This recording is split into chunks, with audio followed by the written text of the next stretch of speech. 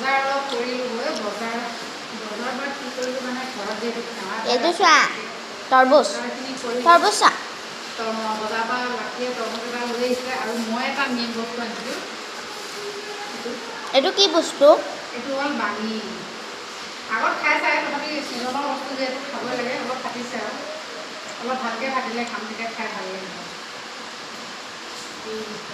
আৰু বাকী বজাৰখিনি যিহেতু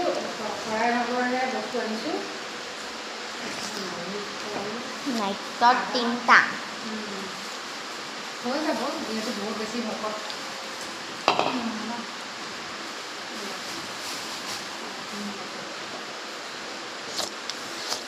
গতিকে এয়া বজাৰ কৰিলোঁ বেলেগ বজাৰ আছে প্ৰসাদৰ কাৰণে বজাৰখিনি কৰা হৈছে